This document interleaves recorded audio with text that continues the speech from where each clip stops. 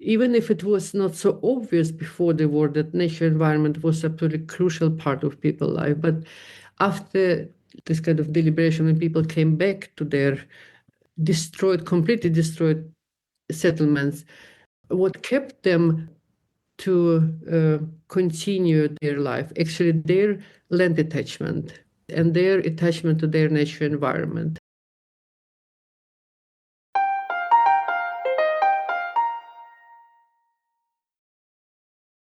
Welcome to the Case for Conservation podcast, where we explore biodiversity conservation and the environment more broadly and interrogate conventional wisdom for the sake of a more robust case for conservation. I'm your host, Andre Mado. Although we all have our problems, war is usually not among them. But if you do live in a war-torn country like Ukraine, war is everyone's problem. And yet, in Ukraine at least, somehow life goes on, including activities like conservation of the environment. The question is how and why, given the many more urgent priorities. Marine Elbakidze has some answers to that question. She's an associate professor at Lviv University, where she focuses on sustainable landscape management, forest governance, and the social-ecological systems approach to environmental conservation. A year and a half ago, she left a comfortable job in Sweden to return to Ukraine and practice her profession in her home country, despite its ongoing war. I began by asking Marine about the extent to which conservation and environmental sustainability work is continuing under the current circumstances.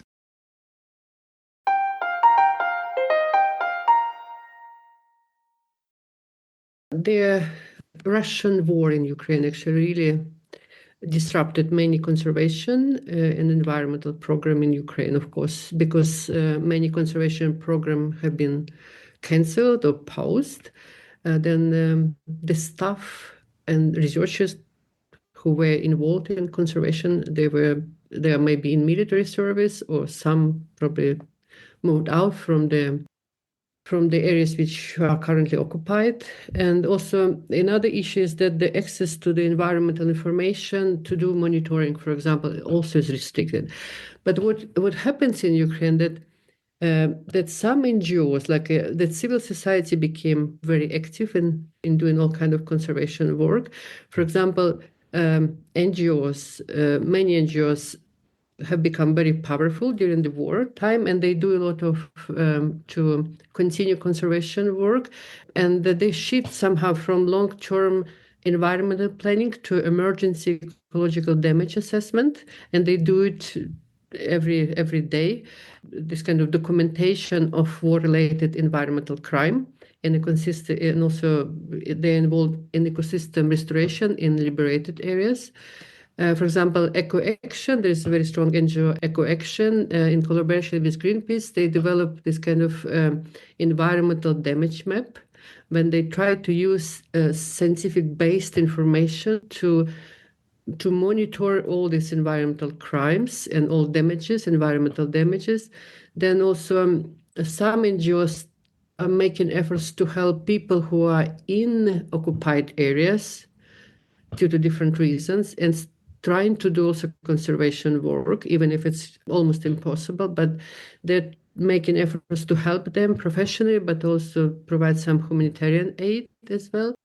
There are national level NGOs, like, for example, WWF. They still doing all conservation efforts, and they do it not only in these liberated areas, but they continue work as usual. But at the same time, they focus really now to properly document all these environmental damages. And also what else also happened, that there are many community-led restoration efforts. And I'm leading a project funded by the Swedish Research Council for Sustainable Development. And we document different community-led restoration activities, like civic ecology practices, like, for example, when people restore a green space or create new green space in urban areas, or they develop urban community gardens, or they are involved in victory gardens and so on.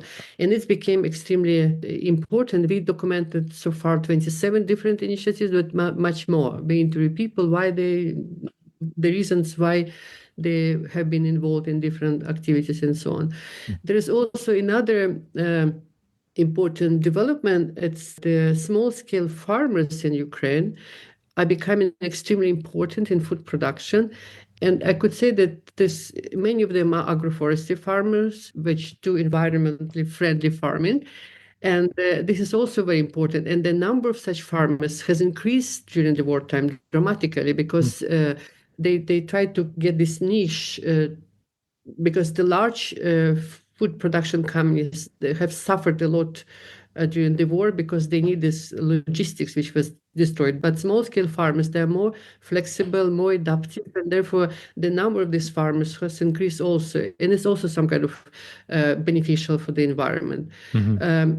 Also, what is also going on, that private sector is becoming very important, and they initiate many different activities to shift towards more renewable energy sources. And it's also very beneficial for the environment because you know that our infrastructure, like energy infrastructure, has been destructed. So renewable energy is more decentralized and locally Yeah, produced. Okay. exactly. Yeah, and also, yeah, more decentralized, and also it's you have different scales of this kind of renewable energies. For example, there are some communities, they put solar panels on the destroyed, for example, houses or in the hospitals or on this kind of shelter places and so on. But there's also wind energy development. And during the wartime, actually, Ukraine established a huge wind power in the southern part of Ukraine, which means this kind of shift towards more ecologically or green energy is also going on in Ukraine during the wartime. Therefore, I could say that it's not only conservation efforts and environmental work which have been done by the government or governmental organization. There are many people from different sectors are involved in trying to do something which are Right. beneficial for the environment. Yeah. Yeah, it's a case of sort of people doing what they can on an individual level to keep things going, right? And adapting to these changing circumstances. Yeah. You mentioned the farmers in particular. What is their role in conservation, or do you mean is that more about food production? Yeah, it's small scale food production, but agroforestry farms, they are quite environmental friendly and they're based on, for example, there is a diversity of agroforestry farms from small scale up to like a 5, 10, 50 hectares up to, and then also 200, 300 hectares in the eastern part of Ukraine. And they introduce, for example, in the eastern part of Ukraine, there is a shelter belt system, which is very ecologically friendly. It's like when you have fields, arable fields, which are separated by the forest stripes, and it's considered also agroforestry farming, and it's very good for soil protection, for to prevent wind erosion, soil erosion, and so on. Yeah. And also, there are small-scale farmers in the western part of Ukraine, which are based on mainly on traditional knowledge and traditional land use. And many farms abandoned, but now during the wartime, people came back to this farming and again practice this agroforestry farming. Yeah, it's interesting because, one of the main questions I wanted to ask you is, and I think this applies to any country in a time of war, is, how is it possible to continue with something like conservation when there are much bigger priorities, or what would appear to be much bigger priorities? But I guess that what you're saying is that a lot of these efforts are things that people want to do, things that people need to do or want to do in the face of the current circumstances. So do you think conservation is something that somehow supports the people of Ukraine and kind of, something for them to give them hope and to focus on, in these difficult times, even if it's just psychologically, because on the one hand, it could be just a distraction, something that's low down on the priority list. On the other hand, it could be something which provides hope, I guess. Yeah, this nature itself has become like a new front line in Ukraine in struggle for survival and recovery, because the importance of environmental conservation is it's important part of really our survival, I could say, and our resilience. For example, we interviewed people in Kiev region, which was occupied at the beginning of the Russian war, but then it was liberated by the Ukrainian army. And when it was liberated, we went there to interview people to understand the importance of nature environment for their survival and for their daily life, in order to understand how important this connection to nature and what is how war affected this people relations with their nature environment. And what we discovered that actually, even if it was not so obvious before the war that nature environment was a absolutely crucial part of people's life, but after this kind of deliberation, when people came back to their completely destroyed settlements, what kept them to continue their life, actually their land attachment and their attachment to their nature environment. And they told us, it's this kind of topophilia. They told us that when they came back to their settlements, just when they saw the forest which they liked to visit before the war, and their fruit gardens and private gardens, and also, it was so important for them that because they told us when they came to the village and they saw all this destruction, they thought that they would not be able to continue living in this place. But when they touched their land, they understood, many said, we understood that we will do everything to recover, to restore these places. Therefore, that kind of land attachment and the connection to the natural environment, which was maybe not so obvious before the war, but when people came back, when they saw, and actually that helped them to start restoration activities. And in settlements, in the settlements where we did these interviews, many people started to restore green spaces because the access to forest was prohibited. Just for safety reasons. Yeah, for safety reasons, because of the mines and so on. But in order to, and this kind of greening activities help them to overcome this kind of psychological traumas and so on. And especially for young people, for kids and for young people was also important. Yeah. Therefore, all this it's not exactly conservation efforts, but these green activities like civic ecology practices that help people to become a little bit more normal again, feel better.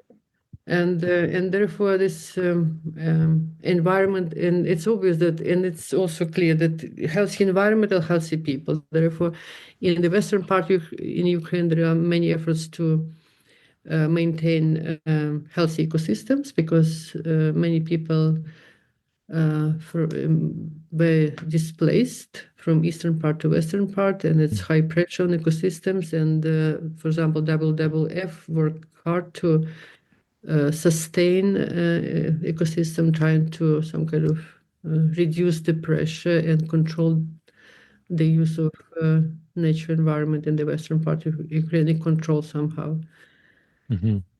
So you mean Yeah. control the pressure of extra people moving Extra into the people, area? but also to avoid to some kind of prevent illegal logging or use. And also FSC Ukraine does a lot to help companies to keep FSC certification, because it's also a way to sustain the different functions of forests, because Ukraine, it was a danger that Ukraine must lose FSC certification. That's just for those who don't know, that's Forest Stewardship Council Also, yeah, certification, sorry. right? Which is kind of certifying the sustainability of wood that's harvested, right? Yeah, Right. yeah. So is there a danger that that more wood would be harvested, for example, and maybe other resources would be harvested more than before simply because it's more difficult to get hold of, to purchase resources than it was in the past? Yeah, it is in the previous wars in Georgia and Armenia, when there were also wars recently.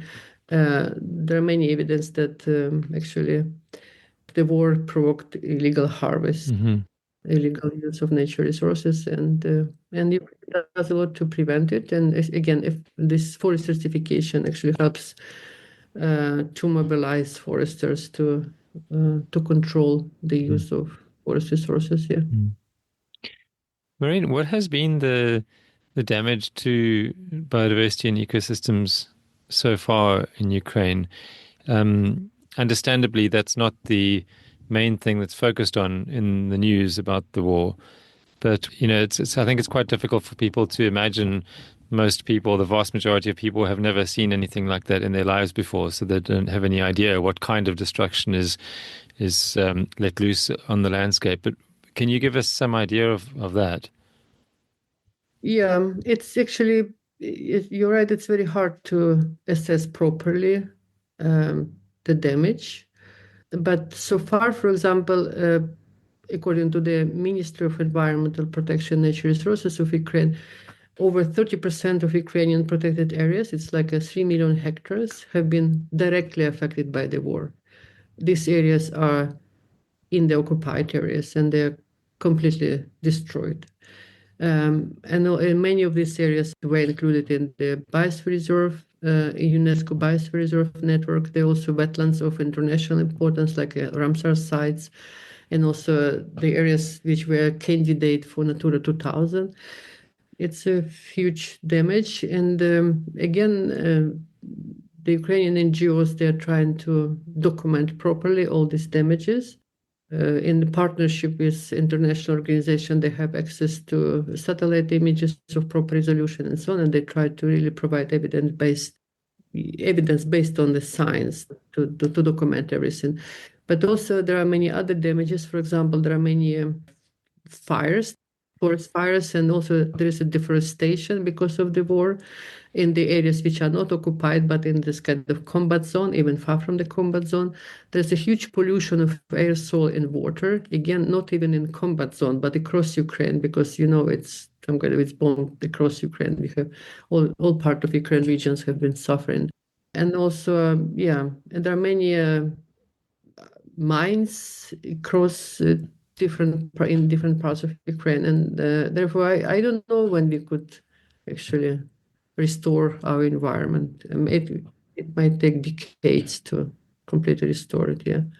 So the damage is being done directly by weapons, by mines and bombs and Yeah. Yeah. that kind of thing. And then it's also fires that are started in the process of maybe accidentally or intentionally in the process of using these weapons.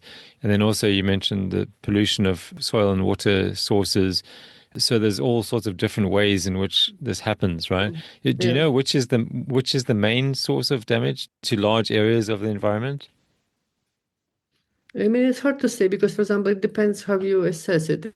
For example, fires are becoming extremely common, and it has huge effect. And this is one story. It's like more like on large scale fires. But for example, when the dam was destroyed that kept the Kakhovka reservoir along the Dnieper River, it has huge effect on the marine ecosystems in the Black Sea. And also, therefore, it's a combination, cumulative effects of all kind of damages that create Hmm. this kind of huge threat to our biodiversity. Because also, for example, wildlife displacement and mortality because of the war in active zone, but also far from even combat zone. And we don't know what actually happened in the long term because we don't know the long-term ecological impact of all these pollutions, of all these damages that we have now. And for example, also landmines might, even when the war will be over, and Hmm. landmines and this unexploded ordnance, they will block conservation areas. We would not be able to do any kind of ecological restoration work. And so you said at the moment the focus seems to be on documenting the damage and documenting what you referred to as environmental crimes, right? Mm. So what is the end goal of that? What will be done with that information after it's been gathered? Is it a case of using that in international courts, or is it more a case of just understanding, mapping out the damage and how to deal with it? What would be the kind of how will that information be used in the long run and after this is all over? Yeah, first, of course, it will be used in the courts. But also it's important to know the level of impact of the war on nature and environment.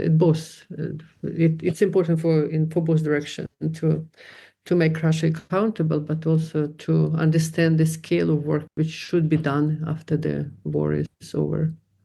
How do you think, I asked you about how the environment and conservation plays a role in Ukrainian life now. Looking ahead, how do you think environmental issues will feature in the rebuilding of Ukraine? Do you think that conservation will be a big part of that? It sounds like it from what you said, from what you said about how conservation has been used and, at the very small scale as a way of sort of building hope. So do you have hopes for, and again, I know it's certainly not the number one priority of the country, but do you think that conservation could play an important role in that rebuilding process? Yes, I'm sure it will be. And even now, there are efforts to rebuild infrastructure with nature-based solutions. I told about renewable energy and so on, which means there are some kind of this kind of thinking that it should be nature-based solution when we in all kind of restoration. Right now, for example, even during the war period, there are many discussions about rebuilding of Ukraine and how it should be done using nature-based solution and based on this kind of European Union policies.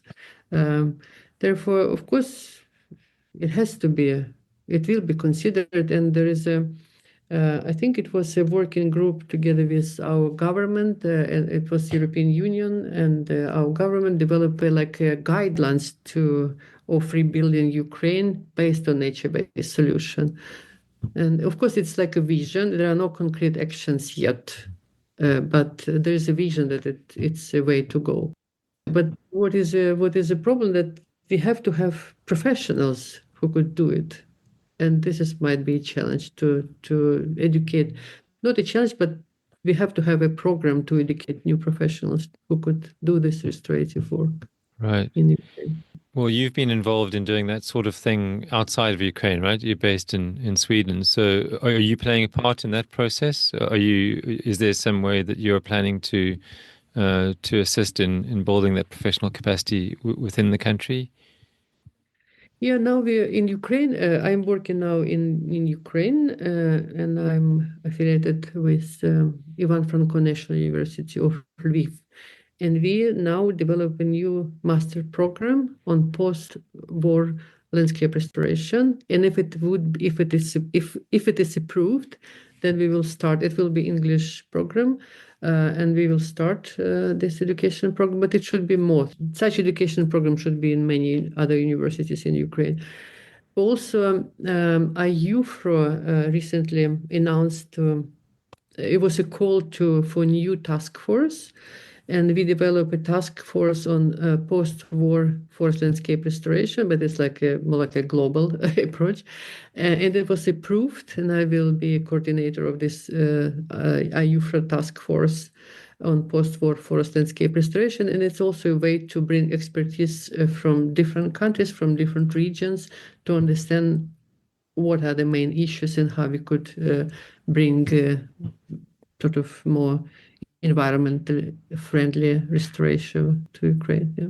So you're bringing lecturers from outside, but also students, right? Because the course is in English. And so the purpose of bringing lecturers in from outside is to get that global expertise. And then what is the purpose of having the course in, well, actually that's one reason to have the course in English. But why are you attracting global students to the course as well? Is that so that they will perhaps stay in Ukraine to do some research-related projects, or how does that work?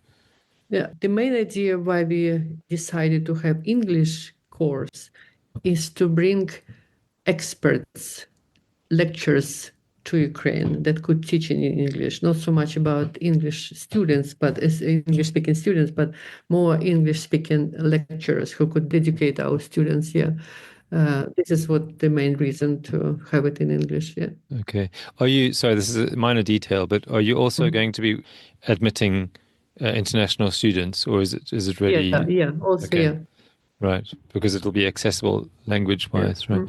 Okay. So, Marine, is that the reason why you're in Lviv now? Because you have been based in mostly in Sweden. Have you moved back to Ukraine permanently now? Yeah, I moved back to Ukraine. I just feel better here. I don't know why it sounds strange, but I feel less stressed here. I don't want it to be like a heroic, oh, I came back because I restored. No, it's not, because I just feel much, much better to be in Ukraine now. It's just the main reason. Yeah, I feel home here. Yeah. So you're starting this program about what it's, can you was it post-war Was for landscape restoration. Yeah. restoration? Mhm. Okay. Uh, we also got money from the Swedish funding from the Swedish Institute together with Agroforestry Sweden and also WWF Ukraine, WWF Ukraine and my university in Ukraine and also another university in Kiev. And we work with small-scale agroforestry farmers. It's more like to develop cooperation between small-scale food producers in Ukraine and in Sweden, how they could learn from each other, and also how Ukrainian farmers, when Ukraine will be a member of the European Union, how they could actually accept or follow all these regulations of the European Union related to food products, the quality and so on. And yeah, and we work with farmers. And tomorrow I'm going to the farms in the Carpathian Mountains together with students. And we decided to involve students also in this work because it's important that they will get expertise. Another project which I have now, it's related to the civic ecology practices in Ukraine. We document and explore all these greening initiatives across Ukraine. And now we did a lot of interviews and documented more than 20 different initiatives across Ukraine, greening initiatives.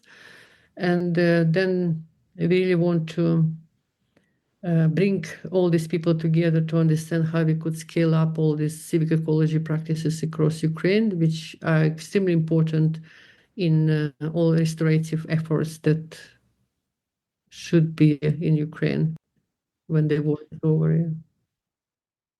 And Marine, what is it like living there at the moment, especially in your profession? You know, you were talking about going out into the Carpathians with a bunch of students. Is it safe to do that? And can you carry on with that kind of work without too much concern about what might happen? No, of course we have to think. Yeah, to plan what you have to do and have to be safe and have to. And there is always we learn how to be safe during this time. Yeah, we just have to follow the requirements which exist now. That if there is alarm, you have to hide if it's possible to hide. Otherwise, some kind of yeah, I'm impressed how strong people are in Ukraine, and I'm impressed that there are so many small scale businesses that are very active. The service is perfect. If you want to do something, you could get immediately the service. And there are many fashion brands. There are many different food products. There are many innovative places across Ukraine. I traveled recently across Ukraine, I drove like a 3,000 kilometers because I had to visit different this kind of urban community gardens. And I was in Dnipro, which is like a 70 kilometers to combat zone. And there are like alarms attacks maybe every 30 hours. And I was with a person who established urban community garden, and she's talking about urban community garden, how what they did, how they planned this therapeutic path for people and so on. And it's like an alarm attack. And she was thinking about the future. I mean, it's like it's so much resilience here in the society. I'm absolutely impressed what people do. And it's dangerous for their life, but they do it because they want to do it and they feel good when they do it. And Mm. it's like I know I'm extremely impressed. And also the roads are good, the cities are clean, there is no garbage. When there is a damage, it's always fixed very fast and very efficient. There were so many damages of this energy infrastructure, and there is some shortage, but it's for short time, and then again, everything works. I don't know, people are just Really fantastic. I often wonder how I would react in a situation like that. And I guess that for anybody, there's kind of maybe only two options. The number one option is just try to shut it out or try to run away. And the other option is what you just described, just do your best under the circumstances. And often that actually, forces the best out of people. They do their very best under those circumstances. Yeah, yeah, One other thing I was wondering about, it's been in the news recently, is the damage to the protection around Chernobyl, right? yeah. Mm. Is that a major concern? I've just seen the occasional news broadcast about that. Is that something that you and other people like you are very concerned about?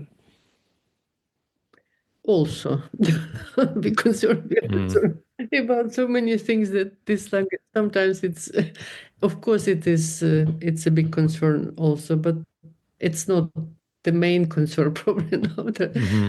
It's hard to some kind of really understand what is the main concern. Right.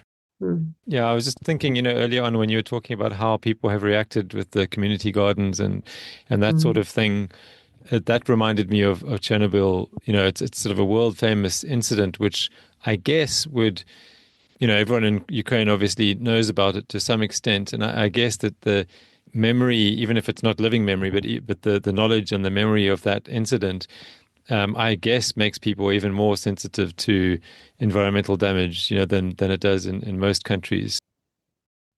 Maybe I don't know. I don't have evidence of this, but I think when people see how their environment has been damaged by the war, when they come back, I think the, this is the main probably trigger to really to start to restore, because to restore and to start life again and Mm, to come back to some kind of sort of normality or whatever. hmm. And also yeah, when we did interviews with people in Kiev region, we were also impressed how strong people and how strong desire to restore everything, just to forget about Russians, to get Mm. rid of all of what they did, all to forget about the harm which they did, and to restore as fast as possible to again to come back to more or less normal life, which is probably hard to imagine.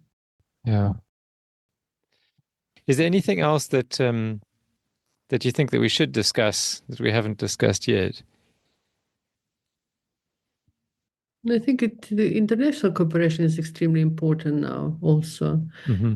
And Ukraine have many different cooperation programs, and NGOs also have, and all this international help is important now also too. I don't want to sound like our President Zelensky, who always says thank you, thank you, thank you, but it's really extremely important, this international cooperation in conservation efforts. Right, and other efforts as well, I guess. Have you, or has Ukraine? I mean, again, sort of concentrating on conservation, but maybe more generally as well. Has there been a lot of cross-border cooperation, with with other neighboring countries to the west? Have you had any cooperation in that sense, and also maybe transboundary conservation measures? Is that something that's continuing? Yeah, there are projects, internet like the WWF has many ongoing cooperation. FAO also makes efforts to develop cooperation. IUC, and I mean there are many international organizations that some kind of help Ukraine now in that part which are not sort of occupied, but they cannot bring their stuff, but they support with funding, they support with knowledge, with some kind of even just to maintain this kind of professional life of our experts through cooperation is also very important, Hmm. because it keeps them active. This kind of international cooperation helps them to maintain their professional work and to be involved in this kind of international community, and not to be alone during this time.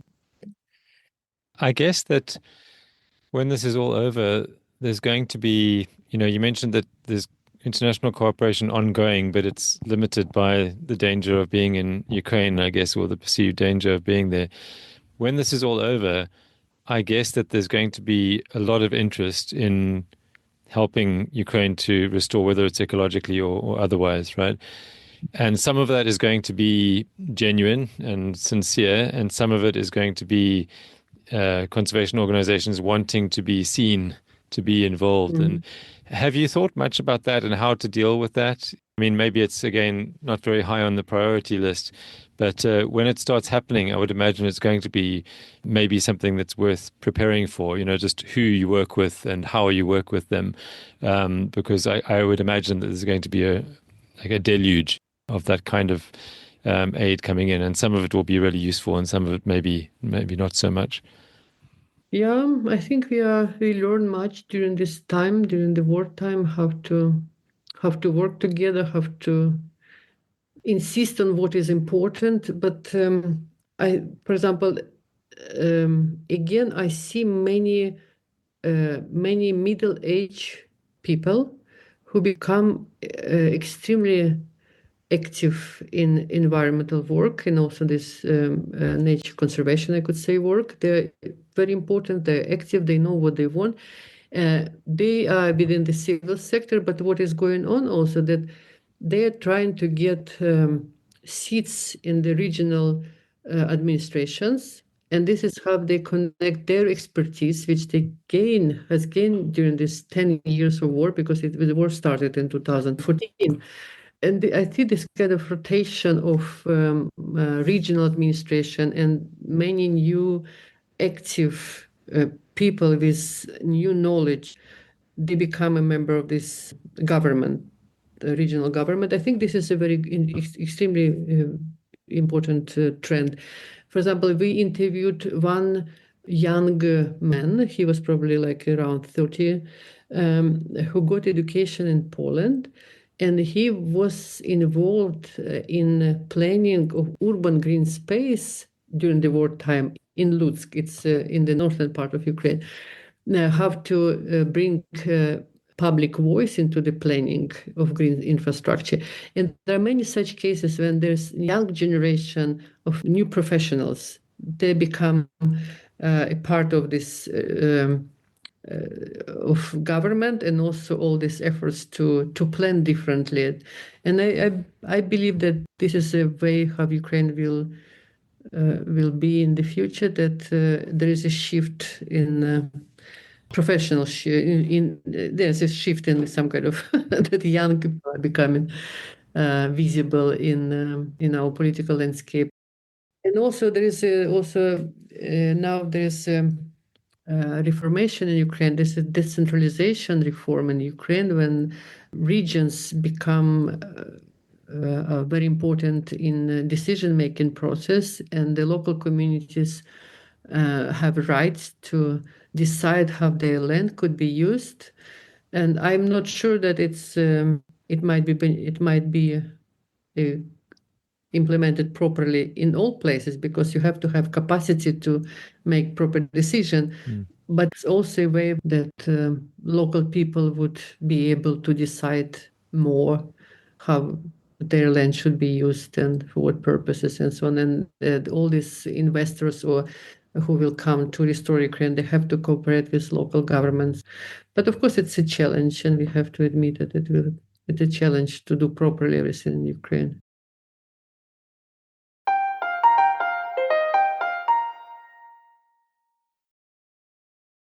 Next time, I'll be speaking to Maria Dornelas about some of the misconceptions around biodiversity loss and biodiversity change.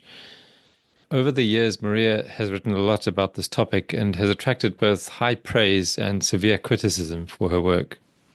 Please join us to find out why.